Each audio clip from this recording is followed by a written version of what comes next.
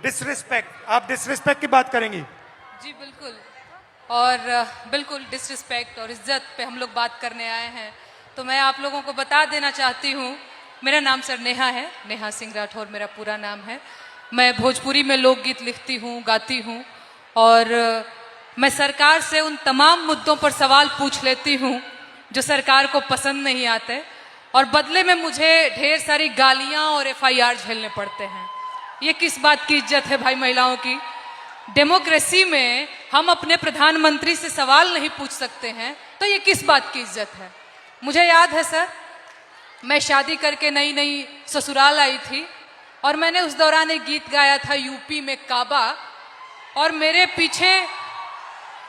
पीछे जीप भर भर के पुलिस भेजी जा रही थी। गांव देहात के लोग मेरे हस्बैंड के बारे में, मेरे ससुराल के बारे में बहुत कानाफूसी करते थे कि बताओ कैसी लड़की ब्याह लाया है, पता नहीं कौन सा क्राइम करके आई है, ये पुलिस आ रही है। तो ये किस तरह की इज्जत है? और मैं समझती हूँ कि एक महिला होने के नाते, एक महिला होकर अगर आप समाज में नाम बनाना चाहते हैं या किसी सामाजिक मुद्दे पे मुखर होकर बोलना चाहते हैं, सर ये बहुत कठिन है।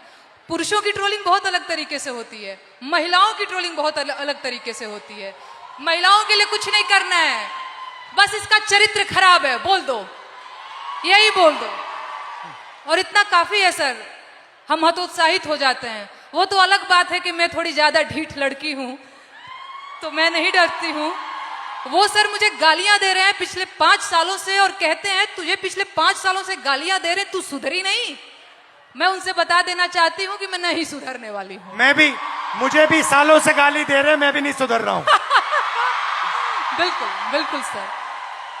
मुझे याद है सर, एक और अगर समय हो तो मैं एक गीत सुनाना चाहूंगी सर, अगर समय हो तो, क्योंकि मैं भोजपुरी के लोकगीत लिखती गाती हूँ। अरे औरत पे जोर दिखावे कैसा मर्दाना, मर्दाना की मैं बात कर रही हूं तो समझ लीजिएगा वही 56 इंच वाला। औरत पे जोर दिखावे कैसा मर्दाना, साहेब छोड़ दो ना बेटी बहुओं को धमकाना। अरे बात बात पे ये FIR करवाना, बात बात पे ये FIR करवाना, साहेब छोड़ दो ना बेटी बहुओं को धमकाना। अरे हम है आम जनता न हमको आजमाना, हम जानते हैं कुर्सी पे बैठाना उतरवाना, हम जानते हैं कुर्सी पे बैठाना उतरवाना। अरे मुश्किल है मेरा, इनफैक्ट हमारा मुश्किल है मेरा हौसला तोड़ पाना, साहेब छोड़ दो ना बेटी बहुओं को धमकाना। बहुत अच्छा जाएगा। पानी लेंगे? नहीं सर, थैंक यू। और कुछ बोलेंगे? और एक गीत सुना दूं सर, अगर आपके पास? हाँ। सर महिलाओं की बात हो रही है, लेकिन एक और चीज जो मुझे लगता है इस देश में इस समय अल्पसंख्यकों के खिलाफ एक नैरेटिव सेट करने की कोशिश की जा रही है, जो बहुत गलत है। उनकी वतन परस्ती पे बात आ गई है, उन्हें आतंकवादी कहा जाता है, उनके देश प्रेम पर सवाल उठता है, तो ये गीत बहुत जरूरी हो जाता है सर। मैं ये गीत गाना चाहती हूँ। अरे तुम सा कोई झूठा और बेईमान नहीं है। झूठा बेईमान बोल रही हो तो समझ में आ रहा है? वो तुम सा कोई झूठा और बेईमान नहीं है, किसी एक की बपौती हिंदुस्तान नहीं है।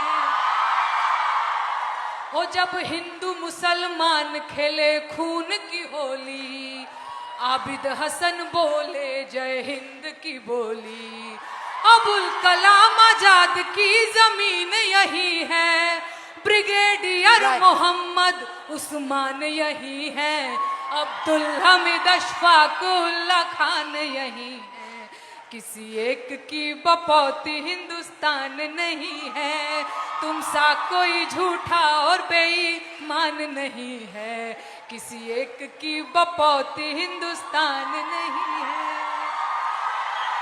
शुक्रिया सर, शुक्रिया, शुक्रिया सर। देव भाई, शाबाश। तुम सा कोई झूठा और बेईमान नहीं है, किसी एक की बपौती हिंदुस्तान नहीं है। बहुत बहुत धन्यवाद। Thank you Dinesh, thank you very much, lovely, शुक्रिया, बहुत अच्छा शुक्रिया गाया। मुझे ये मंच देने के लिए, बहुत धन्यवाद sir. Thank you, and come and see me sometime. And final ताला, फाइनल कंट्रोल समय का। अब शादी की उम्र हो गई है। Time is weaponised. एवरेज जो महिला है, जो लड़की है 15 से 29 साल की, वो एवरेज घर में 5.5 घंटे काम करती है। उसी घर में एवरेज लड़का 30 मिनट काम करता है। लड़का बाहर जा सकता है, लेट आ सकता है, कभी भी बाहर जा सकता है, मगर आप लोगों को 8 बजे शाम वापस आना पड़ता है, कर्फ्यू होता है। Right, right. और फाइनली एज लिमिट के बाद जो लड़के होते हैं एग्जाम्स 1, 2, 3, 4 बार ले सकते हैं, मगर मैरिज एज 23 साल होती है। और जो लड़कियां हैं, जो गर्ल्स हैं, उनको ज्यादा से ज्यादा एक मौका मिलता है, क्योंकि फिर उनको कहा जाता है अब शादी का टाइम आ गया है, अब एग्जाम मत कीजिए, अब शादी कीजिए। तो hello, how are you? What about you? आप कैसे हो? What's your name? I am Sharayu Chopde and I am pharmacist. Okay. And आज यहाँ पर मैं सारे MPSC एस्पिरेंट की आवाज बन के आपके सामने आई हूँ। बताइए। हमारा सर पेपर लीक हो गया है। MPSC इज अ कॉन्स्टिट्यूशनरी बॉडी और इसको दबाया जा रहा है। 22 मार्च को हमारा एग्जाम हुआ था और 20 मार्च को पेपर लीक हो गया। जब पता चला पेपर लीक हुआ है तो MPSC ने डिनाई कर दिया। फिर FDA कमिश्नर और MPSC को खुद जाके हम मिले, ये पूरा वायरल हो गया। तब सिर्फ कंप्लेंट की है, अभी CID के पास गया है और अभी उसको दबाया जा रहा है। बहुत सारे ऑफिसर्स के नाम आए हैं, बहुत सारे अधिकारियों के नाम आए हैं और इसको सप्रेस किया जा रहा है। We want justice, we want transparency, we want fair examination, because यहाँ पे जितने भी बच्चे हैं वो बहुत दिन रात पढ़ाई करते हैं। Pune is MPSC hub. Maharashtra के कोने कोने से यहाँ पर वो MPSC देने के लिए, अधिकारी बनने के लिए आते हैं। तो जब हुआ तो आपको कैसा लगा? बहुत खराब, हमारा तो दिल टूटा। एज अ वुमन हमें मैरिज का प्रेशर रहता है, घर वालों का प्रेशर रहता है, सोसाइटी का भी प्रेशर रहता है हमें। और जब पेपर लीक होता है तो लड़कियों पर असर अलग होता है, पुरुषों पर अलग होता है, क्योंकि आपकी डेडलाइन होती है, उनकी डेडलाइन नहीं होती है। हमारा तो पूरा करियर खत्म होने के चांसेस रहते हैं 100%। सर ये पेपर लीक कितने हो क्यों रहे हैं? ये इंक्रीज हो गए हैं, बढ़ते जा रहे हैं, ये बढ़ क्यों रहे हैं? क्या लगता है आपको? बोलो क्या मैं क्लियर? जिसको पकड़ा हुआ है, जिसका नाम आया है, वो अभी गुजरात में फरार है। अच्छा, यस। और कुछ बोलना चाहिए? अभी तो बहुत कुछ बोलने का मैंने, टाइम लिमिट है। Don't worry, time is there. Back to back paper leak हो रहे हैं और वो जाके उधर फरार हो रहे हैं जिधर उनका पता ना लगा सके। अभी ये पॉलिटिकल हो जाएगा सर। ज्यादा पॉलिटिकल मत बोलो। हाँ, बेटर नॉट डू पॉलिटिकल। इसीलिए तो चुप हूँ मैं सर। ठीक है, ओके। हमें री एग्जाम चाहिए सर, आप कुछ तो बोलो। यहाँ पे बहुत सारे MPSC के एस्पिरेंट्स आए हैं, उनको सिर्फ एक ही उम्मीद है कि आप री एग्जाम को बारे में कुछ तो बोलोगे। मुझसे क्या चाहते हो? मैं क्या करूं इस पे? आप हमारे साथ रहिए, आप हमें सपोर्ट कीजिए। जो हमारे साथ अनफेयर हुआ है उसको प्लीज उसको कुछ तो कीजिए, हमारा वो रद्द होना चाहिए। नायब तहसीलदार के लड़का लड़की वो टॉप 5 में है, उनको मतलब उनका अगर पिछला रिजल्ट देखा ना, उनको कुछ भी नहीं है, वो A ग्रेड B ग्रेड में है। ठीक है, थोड़ा डिस्कस करेंगे, फिर मुझे बताना एग्जैक्टली कैसे मदद कैसा करूं। हुआ। यस, ठीक मैं है? आपको पूरे स्क्रीनशॉट्स वो जो है प्रूफ वो सब मैं आपको दिखा दूंगी। ठीक है, थैंक यू। वेलकम, बहुत थैंक यू अच्छा सो लगा मच आपसे सर। मिलकर, थैंक यू। Thank you.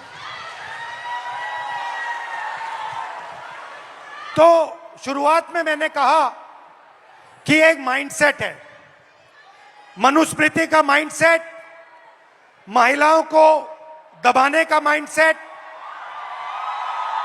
और मैं थोड़ी छोटी सी वीडियो आपको दिखाना चाहता हूं और फिर इसके बाद आपसे एक सवाल पूछना चाहता हूं।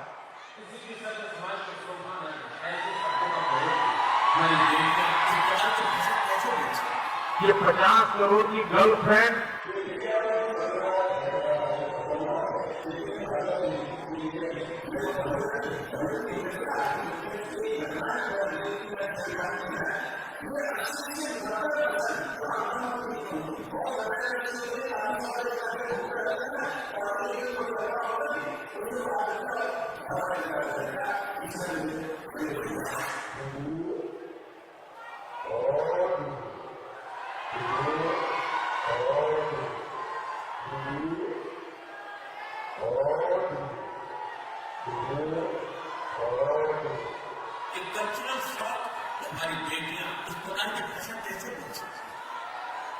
तो मेरा सवाल है और आपसे सवाल है कि जंतर मंतर में गालियां लड़कों ने भी दी और लड़कियों ने भी दी, बट प्रधानमंत्री कह रहे हैं कि गाली देना कल्चरल शॉक लगा हमें क्योंकि लड़कियों ने गाली दी। लड़के गाली दे तो कोई प्रॉब्लम नहीं है, उनके लिए अलाउड है, मगर अगर लड़की गाली दे तो कल्चरल शॉक है, शोभा नहीं देता। मोहन भगवत जी कहते हैं कि इंडिया में रेप होता है और भारत में रेप नहीं होता है। खट्टर जी कहते हैं कि 80% रेप महिला के कारण होते हैं।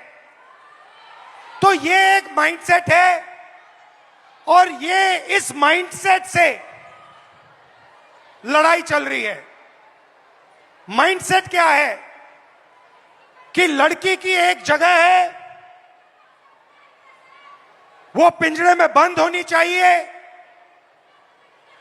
उसका कंट्रोल रहना चाहिए, उसको काम नहीं करना चाहिए और लड़कों को फुल फ्रीडम मिलनी चाहिए।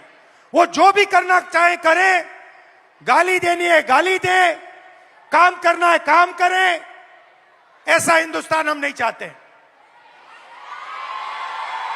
हम न्याय चाहते हैं, सबकी रिस्पेक्ट होनी चाहिए, सबकी रिस्पेक्ट होनी चाहिए, लड़कों की होनी चाहिए, लड़कियों की होनी चाहिए।